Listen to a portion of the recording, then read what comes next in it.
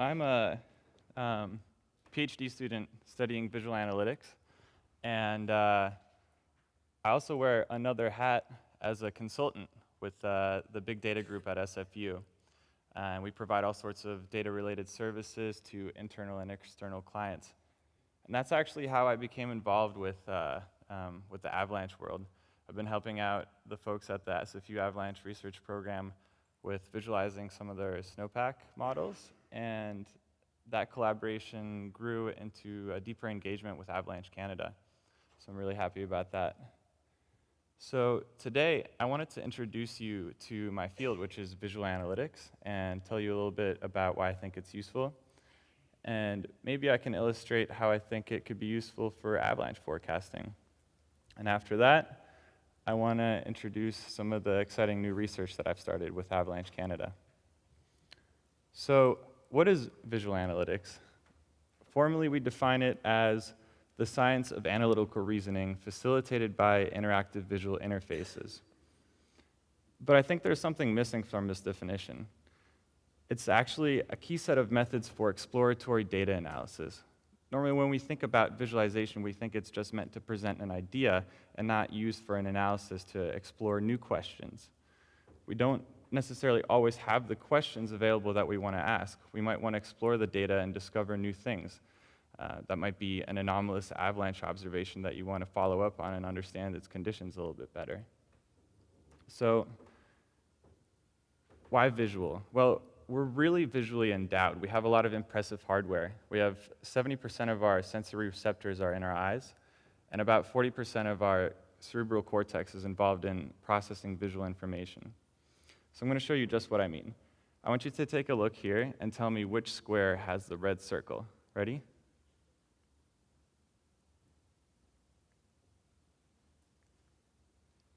Did you see it?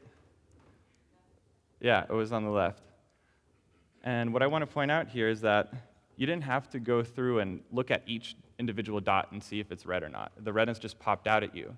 And that's your impressive hardware bringing this important information to your attention.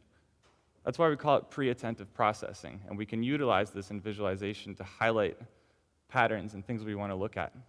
So another neat example, this is a project called the Data Source Dozen.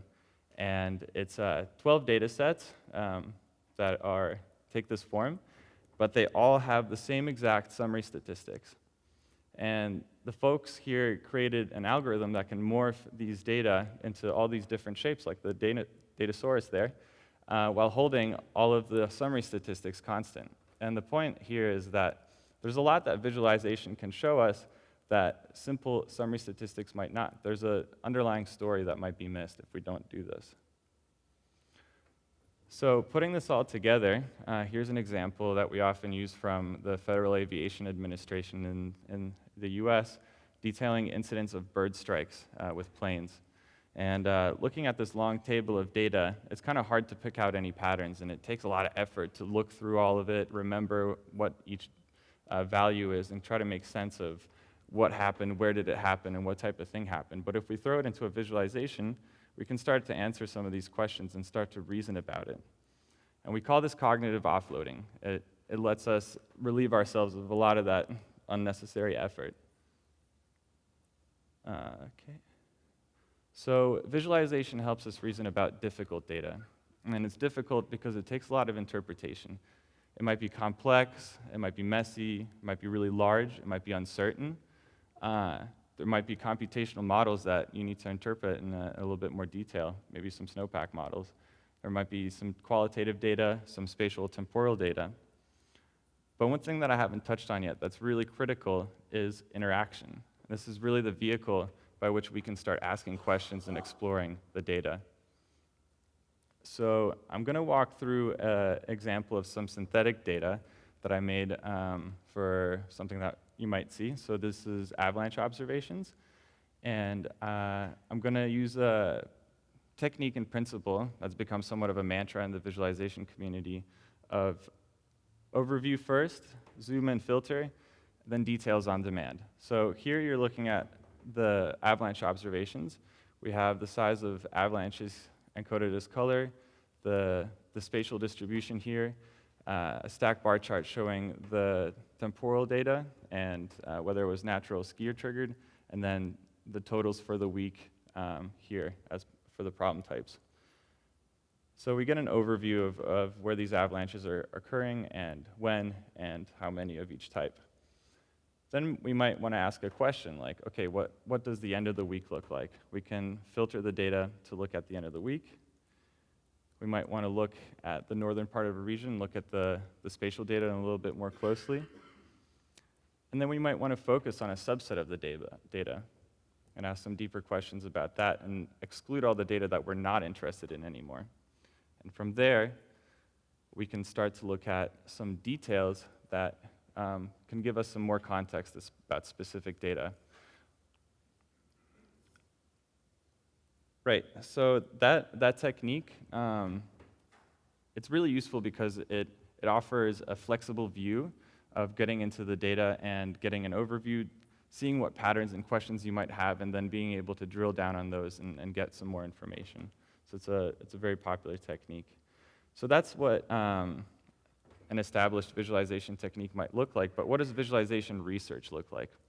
Well, as visualization researchers, we're concerned with understanding how visualizations convey information to people, how they support mental models of data, and in turn, what the data represents. Is there any biases introduced? How are people really interpreting these things? And we're also concerned with developing principles, techniques, and tools for effective visualization, developing techniques that support those mental models. So I'm going to borrow an example from Professor Alberto Cairo at the University of Miami. He's a professor of data visualization and journalism. And this is a cone of uncertainty, which is really commonly shown in news cycles to show where hurricanes are going to be approaching. And a lot of folks, when they look at this, they don't see it as a cone of uncertainty. This is actually how they might interpret it. They see it as the extent of the storm. So the cone actually is interpreted as the storm growing and then being just really big, and this area capturing where the storm's going to be when it hits. But that's not actually how to read it. This is more or less how these things are created. You take a few forecasts with the center of the storm, and you choose the most likely storm path, and you draw some circles around it to capture the uncertainty, smooth it over, and then you have the cone of uncertainty to present. So this might be a little bit closer to what people might be expecting when they're looking at the news cycle and how they're interpreting it. But there's more. If you've taken some statistics, you might expect that 95% of the time, the storm will be inside of the cone. But that's actually not the case. It's actually 67%. So there's a lot of knowledge that goes into decoding this visualization that's not apparent in the actual visual form of the representation. So if we're thinking about how people are interpreting the visualization, this might be something closer to what they're expecting and what they're interested in, rather than the probability. And this is communicating risk rather than the uncertainty and probability. So with that, and a little bit of an introduction to my field, I want to talk about the exciting new research that I've started with Avalanche Canada. They're building a new forecasting software, Avid, which was introduced this morning. And part of that is a module where data is aggregated and visualized. So as part of that, I want to start talking about that. So this is what forecasting looks like in the eyes of a visualization researcher. There's data that's processed and interpreted and turned into a forecast. But that data comes with a lot of variety. It comes from various sources, from station data, from manual observations. It might not always be timely. You might be using yesterday's data to forecast for tomorrow. You might not have all the available that you might want. The data that you do have available might not be complete, and the data that you do have, you might find in places that you might not expect. And that all can contribute to uncertainties about the data, but they're managed by interpretation by the expert knowledge of avalanche professionals. And when I look at this, I see an excellent use case for data visualization, supporting the interpretation and analysis of experts to produce products. And so with this research, we wanted to lay some groundwork first, and not being an Avalanche expert at all, I wanted to understand the reasoning strategies, the workflows, and analytical tasks in public avalanche forecasting. And from there, I wanted to identify challenges in avalanche forecasting where I thought visual analytics could help.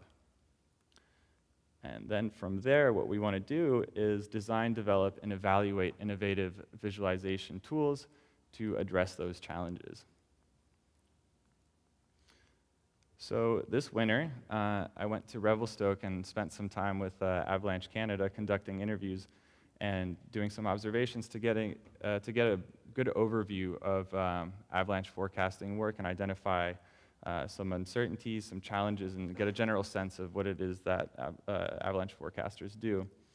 And use this analysis to refine a second phase where I went in and videotaped the forecasters and played the video back of them forecasting during the day and asked them questions about how they were actually using their tools that they do on a daily basis to get a better look at how they think about data, how they analyze data, and all sorts of things like that. So right now, I'm analyzing this data, generating ideas, and gathering feedback of what might be useful to follow up on. So I thought I'd share some of those today.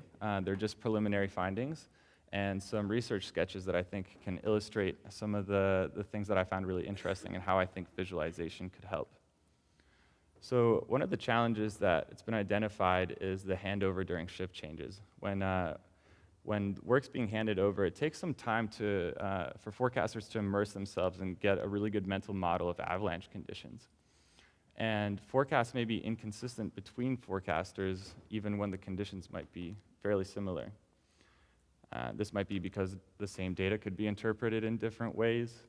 There may be differences in risk tolerances between forecasters. And the way that this is currently addressed is using changeover notes. So in changeover notes, forecasters help oncoming forecasters understand the previous forecast and the previous conditions to get a good handle of what's going on and point out some uncertainties and questions and other things to watch out for. So I want to ask the question, what if the changeover notes were data-driven and visualized? So currently, this is what forecasters see is usually just yesterday's forecast. But there's a wealth of information in the previous forecast throughout the week that could be available. And why couldn't we include relevant data that contributed to a specific forecast and could enlighten why a specific forecast was made? So taking this approach of a data-driven changeover note, could it help oncoming forecasters form a better mental model of avalanche conditions? Could it give insight into what the previous forecaster might have been thinking, and in doing so help calibrate the forecasters to each other? There's some questions that I have and want to explore. Another thing that I'm curious about is highlighting uncertainties using visualization. So picture a scenario where skier-triggered avalanches are possible, but natural avalanches are unlikely. Here's a cardinal rows of this forecasted spatial distribution of an avalanche problem. And here's the terrain use of all the data that you have available, or people who have been gathering data.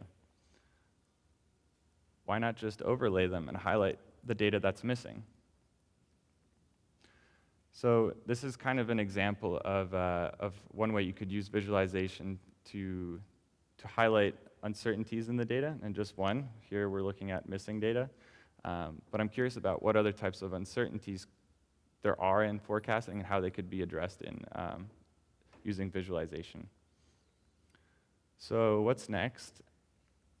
We're going to keep coming up with ideas, gathering feedback, and seeing what actually is useful. And from there, start building some prototypes and evaluating them empirically to see if they're actually accomplishing their intended tasks. Thank you. I want to thank Avalanche Canada for their support, and to all the forecasters that took the time to be interviewed. And I want to thank Pascal and my supervisor, Lynn. Thanks, everyone.